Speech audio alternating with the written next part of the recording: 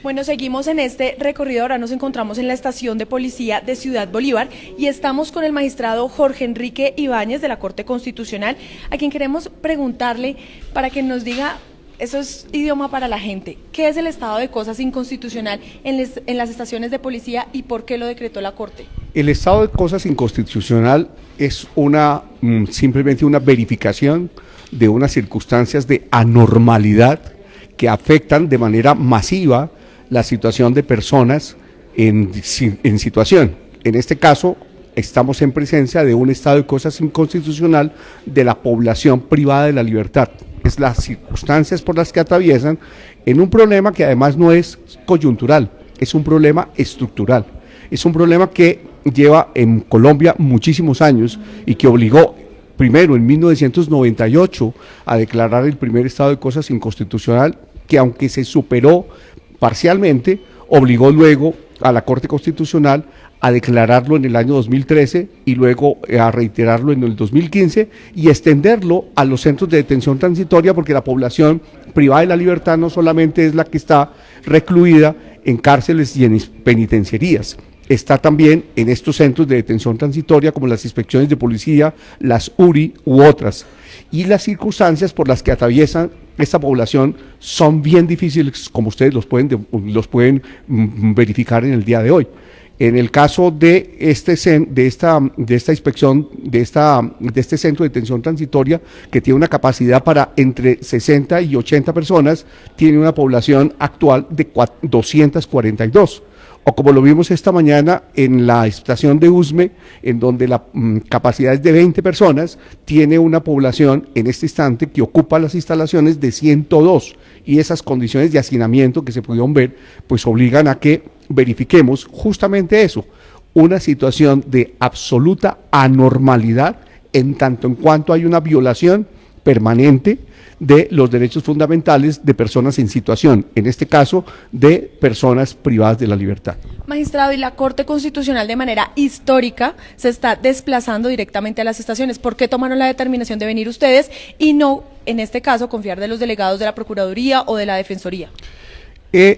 Nosotros hemos venido haciendo en la sala de seguimiento una verificación fáctica y no solamente revisar los informes que periódicamente nos presenta la Procuraduría, la Defensoría y adicionalmente las propias autoridades encargadas de revisar el tema. La documentación es muy importante, las cifras son bien interesantes, los análisis son bien también, digamos, producto de un esfuerzo analítico y crítico, pero la realidad lastimosamente es otra. Maestra, esa realidad es la que estamos constatando y la Corte Constitucional quiere verificarlo, porque esa realidad es la que ustedes, los medios de comunicación, la propia Defensoría y la Procuraduría están verificando, y nosotros no podemos simplemente quedarnos en un despacho judicial mirando una serie de papeles y analizando unas cifras, sino que queremos ver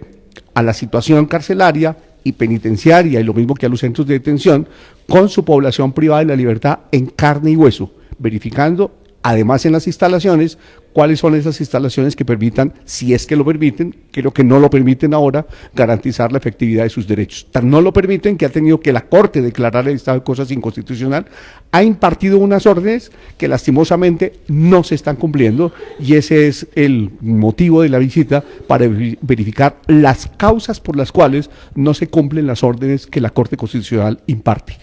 Magistrado, y finalmente, ustedes le hicieron un llamado al Gobierno Nacional para que en el Plan Nacional de Desarrollo se incluyera un presupuesto para superar este estado de cosas inconstitucional. ¿Qué opina que no lo hayan incluido? Bueno, lo estamos verificando. De todas maneras, ellos señalan que incorporaron en las bases del plan algún propósito.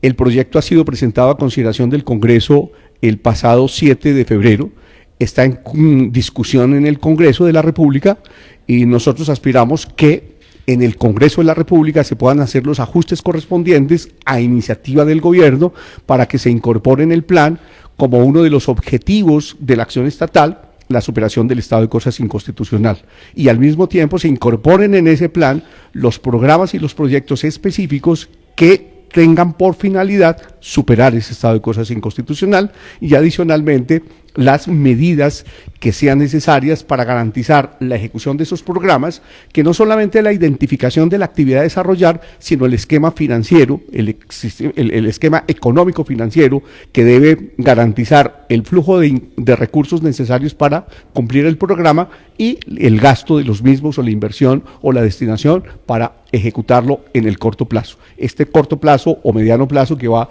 del año 2023 al año 2026. Total que seguimos confiando en que el gobierno nacional, por conducto del señor ministro de Justicia, por una parte, y de los ministros de Hacienda y Crédito Público, por la otra, y adicionalmente el director general de Planeación, durante las discusiones del Congreso de la República del Plan Nacional de Desarrollo, puedan hacer los ajustes correspondientes para que al final el Congreso de la República, que es el que aprueba el plan, incorpore en el Plan Nacional de Inversiones Públicas un proyecto de la necesidad que requiere el país para atender esta problemática. Esperemos. Bueno, muchas gracias, magistrado. Seguiremos en este recorrido aquí en la estación de policía de Ciudad Bolívar.